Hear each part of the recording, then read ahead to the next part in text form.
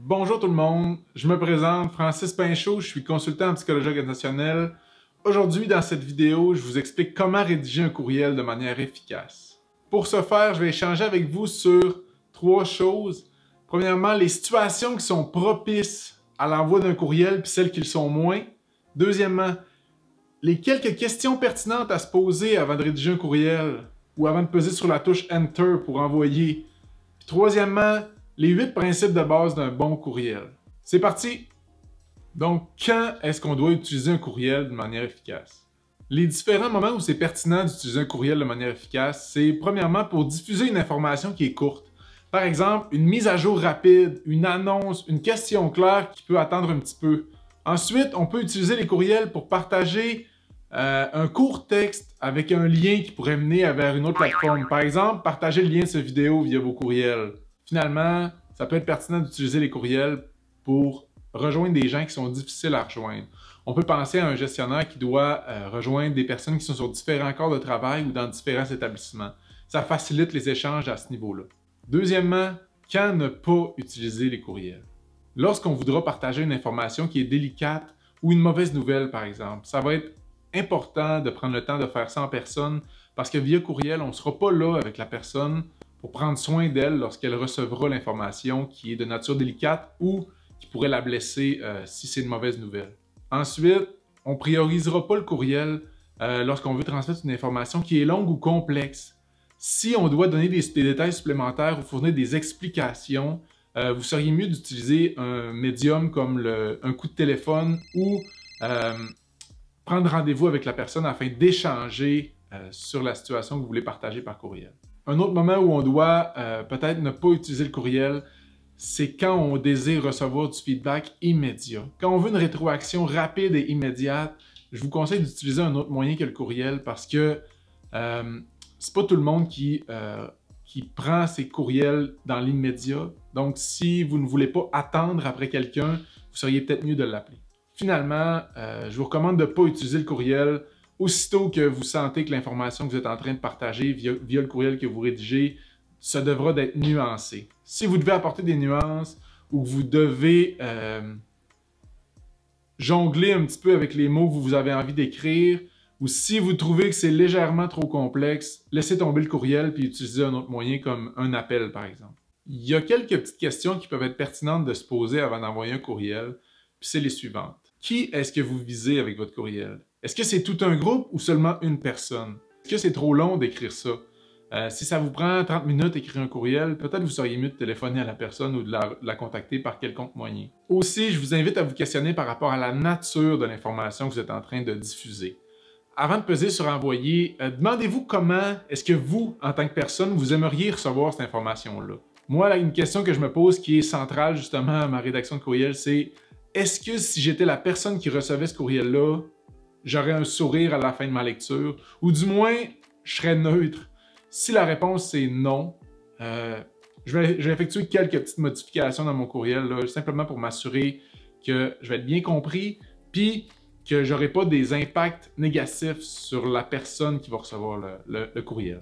Puis si vous vous sentez frustré au moment où vous écrivez votre courriel, je vous invite aussi peut-être à faire relire votre courriel par un collègue ou un ami. Ça peut être d'une grande aide dans la rédaction des courriels. Puis ça va vous permettre aussi d'obtenir de la rétroaction par rapport à votre style d'écriture. Donc, avant de poursuivre avec les principes de base d'un courriel optimal, j'aimerais ça vous inviter à vous abonner à ma chaîne puis à vous rendre dans la description du vidéo, juste en bas du vidéo. J'y dépose après chacune de mes vidéos quelques liens vers soit des livres que j'ai trouvés inspirants puis que j'ai lus dernièrement. Parfois, je dépose aussi du contenu complémentaire que vous pouvez copier-coller dans un document Word puis réutiliser par la suite, puis c'est souvent en lien avec le thème de la vidéo. Donc, je vous invite à aller jeter un coup d'œil. Le premier conseil parmi les 8 que j'ai à vous donner aujourd'hui, ce serait toujours commencer vos courriels par des formules de politesse de base. Que ce soit de saluer le lecteur puis de lui demander comment ça va, ça n'a pas besoin d'être très compliqué. Là. Une petite phrase générique qui dit quelque chose du genre « Bonjour, enter, j'espère que vous allez bien, point ». Ça pourrait être suffisant là, comme formule de politesse de base. Je vous invite aussi à prendre le temps, lorsque vous aurez fini d'inscrire le contenu de votre message, à la fin, de remercier la personne et de lui souhaiter une bonne journée. Deuxième petit truc, Rédigez des messages qui sont courts et clairs. Essayez le plus possible de vous limiter à un seul sujet par message. Sinon, essayez de départager les sujets pour faciliter la lecture. Souvent, la règle du pouce, c'est que votre message courriel devrait se limiter à une seule page écran. Par la suite, on devrait réfléchir, comme je vous l'ai nommé tout à l'heure, on devrait réfléchir à un autre moyen de contacter la personne. Advenant le cas où ce serait peut-être nécessaire d'y aller pour un plus long courriel, je vous invite à diviser les sections avec des sous-titres, un peu comme vous le feriez dans un texte. Ça va aider le lecteur, ça va structurer le courriel, puis ça va aider le lecteur justement à voir plus clair dans où vous vous en allez, puis dans comment vous avez rédigé, puis comment vous partagez votre pensée. Troisièmement, soyez prudent avec l'usage des différents styles de texte. Par exemple, le gras, l'italique, le soulignement, les couleurs, surtout lorsque vient le temps de les combiner les uns aux autres. On peut rapidement se perdre, puis ça peut avoir un impact qui est très négatif sur la personne qui va lire votre courriel. Puis, au-delà des différents styles de texte, je vous invite aussi à être très prudent avec l'abus ou la multiplication de la ponctuation.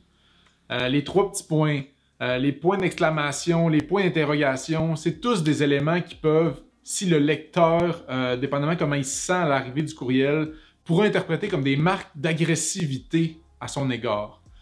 Même si c'est pas ça du tout, imaginez simplement là, recevoir un courriel qui dit « Viens dans mon bureau », c'est ton patron qui t'envoie ça. Toi, tu as passé une super mauvaise journée, tu as fait 2 ou 3 interventions dans ta journée qui étaient, selon toi, qui n'étaient pas bonnes. Puis là, tu reçois un courriel qui dit « Viens dans mon bureau », 5 points d'exclamation, en caractère gras rouge. Je suis pas mal convaincu que l'émotion que tu vas ressentir à ce moment-là, c'est « Oh, peut-être que je vais me faire taper sur les doigts. Peut-être que tu vas te mettre vous allez vous mettre un petit peu à avoir un petit peu chaud. Là. Donc, faites attention avec les couleurs, avec les points, les multiplications de petits points, les multiplications grosso modo de ponctuation. Les gens savent lire. Un point, c'est correct. Les gens y ont compris.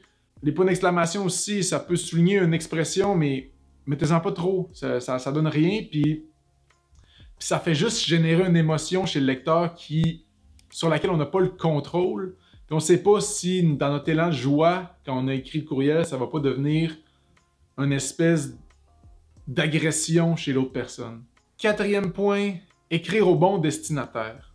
Je vais vous expliquer à quoi servent les différents champs, c'est-à-dire quand on écrit un courriel, c'est toujours écrit « à ».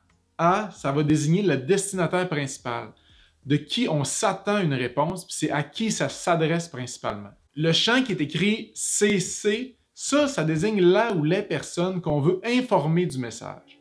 Mais on ne s'attend pas nécessairement à avoir une réponse de ces personnes-là, puis c'est pour ça qu'on les a mis en CC aussi. C'est comme, on veut qu'ils soient informés, mais on ne veut pas nécessairement qu'ils nous répondent à la question. Si par contre vous désirez recevoir une réponse de ces gens-là, je vous dirais de les interpeller directement dans le courriel. Soit en mettant un A commercial, le nom de la personne, avec la consigne qu'on s'attend d'eux, ou quelque chose de clair qui les interpelle directement.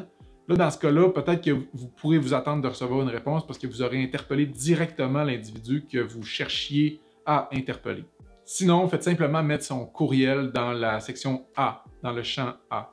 Le champ CCC ou CCI, ça désigne le champ des destinataires qui sont invisibles. À quoi ça sert cette section-là? C'est souvent lorsqu'on veut envoyer une infolettre ou qu'on veut envoyer un message à des dizaines et des dizaines de personnes, mais qu'on ne veut pas surcharger l'envoi du message. Ça va vraiment être relativement spécifique à ça, ou lorsqu'on veut mettre une personne en copie, mais qu'on ne désire pas que le destinataire principal sache que cette personne-là est en copie. Par exemple, si on veut informer son patron d'une situation délicate, on peut mettre son patron en CCI, comme ça la personne à qui ça s'adresse, elle ne sera pas au courant que le patron a été mis au courant. Mais ça peut devenir relativement mesquin, ce genre de pratique-là, fait que je vous invite à user quand même de transparence, puis de vous limiter à l'utilisation des CCI, CCC, lorsque vient le temps d'envoyer des messages de masse à des dizaines et des dizaines de personnes, ou lorsque vous avez un infolettre. 5e point, je vous invite à préciser vos attentes à vos destinataires. Lorsque vous rédigez un courriel, il y a 2 éléments qui doivent être clairs, c'est-à-dire l'objet, ça c'est le titre de votre courriel, c'est le premier élément que votre destinataire va voir dans sa boîte de messagerie. Le lecteur, il doit comprendre de quoi il s'agit sans avoir nécessairement à ouvrir votre courriel. Faut pas qu'il cherche à comprendre qu'est-ce que vous voulez lui dire, il faut que ce soit clair, dès l'entête du message. Par la suite, à l'intérieur de votre message, c'est important d'être clair aussi. Puis pour augmenter la clarté, ce que je vous invite à faire, c'est de diviser vos idées en points pour que ce soit pratiquement à la lecture d'une phrase après phrase. Dans le fond, chaque idée doit être claire et concise, puis ça doit être clair aussi à la lecture. Évitez de faire des tapons, comme j'appellerais, ou des regroupements de phrases ou un texte qui est un peu qui est décousu, mais qui va de ligne en ligne, une après l'autre. Des fois, ça surcharge à la lecture, puis ça devient des fois difficile de comprendre. Si on veut que notre lecteur comprenne, on peut l'aider en divisant les phrases ou en divisant les idées dans nos paragraphes pour que ce soit plus simple. Moi, personnellement, j'aime bien utiliser les bullet points, les petits points qu'on peut mettre dans le texte pour, justement, si j'ai des questions, voici quelques questions que j'ai, 2 points, puis là, j'écris les questions une à la suite de l'autre. Ça, ce que ça fait, c'est que ça m'assure que la personne n'a pas manqué une question que j'avais écrite ou que j'aurais pu écrire au travers le texte, mais elle a bien vu que j'avais 5 questions, par exemple, parce que je lui ai dit « J'ai 5 questions pour toi, les voici », puis elles sont divisées les unes avec les autres. Aussi, si vous voulez que quelqu'un vous réponde dans le courriel, mis à part la personne qui est dans le champ A, je vous invite à l'interpeller dans le courriel. Sixièmement, je vous invite à éviter de dédoubler vos envois de courriel. Ce que je veux dire par là, c'est que si vous devez envoyer le même message à différents groupes d'envoi, je vous invite à faire un seul envoi puis à mettre tous les groupes dans le même envoi. Comme ça, vous allez sauver du temps, mais le logiciel, lui, va repérer les doublons puis il va envoyer seulement un courriel à la personne qui se retrouvait peut-être dans différents groupes. Comme ça, vous vous épargnez du temps puis vous sauvez aussi à la personne de l'espace dans sa boîte de courriel là, parce qu'elle n'aura pas 4 fois le même courriel à traiter. 7e conseil, je vous invite à limiter le plus possible d'utiliser « répondre à tous ». Lorsque vous répondez au courriel, je vous invite à répondre aux personnes à qui vous désirez vous adresser. Souvent, ce sera l'expéditeur du courriel. Finalement, le 8e et le dernier de mes conseils, ce serait de rester zen, puis planifiez-vous des temps pour répondre à vos courriels. Ça va vous aider aussi dans votre zénitude. Dans le contexte de rapidité actuel dans lequel on est, dans le monde du travail qui est beaucoup numérique, l'envoi de courriel, c'est quelque chose qui est exponentiel dans une journée. On peut recevoir des dizaines et des dizaines de courriels par jour. Je vous invite donc à vous donner une éthique de travail pour traiter vos courriels. Moi, par exemple, ce que j'ai choisi de faire, c'est de bloquer des plages horaires pour traiter mon courriel comme si c'était du courrier. Fait que je me discipline à me dire, je traite mon courriel le matin en arrivant au bureau, un peu avant le midi, au retour du dîner, puis avant la fin de la journée. Comme ça, lorsque vient le temps de travailler sur mes choses durant la journée, ben j'ai pas besoin de me stresser avec mes courriels. Je sais que j'ai des moments réservés puis bloqués à mon agenda pour les traiter. Ça, pour moi, ce que ça fait, c'est que ça m'enlève une énorme pression de répondre à mesure, au fur et à mesure à mes courriels. Parce que quand je ressens le besoin de répondre au fur et à mesure à mes courriels, ben, ce que ça fait, c'est que ça me déconcentre de temps en temps, puis j'ai toujours tendance à aller voir ma boîte courriel. Puis je fais des allers-retours, puis pour moi, ça me coûte extrêmement cher en termes de concentration puis de productivité. Donc, je vous invite à faire, peut-être à vous trouver une stratégie pour traiter vos courriels de manière plus efficace. Puis, comme je le disais tantôt, si c'est vraiment urgent, les gens devraient apprendre à vous téléphoner. Sinon, je vous invite à leur partager cette vidéo pour qu'ils puissent apprendre les bonnes pratiques en matière de traitement des courriels, puis en termes de rédaction de courriels aussi.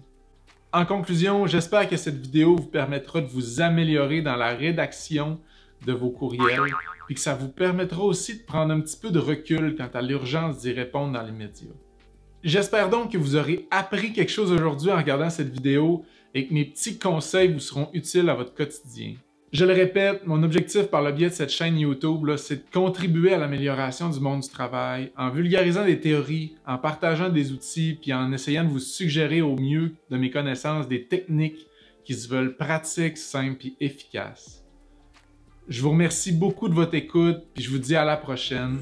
Bye bye!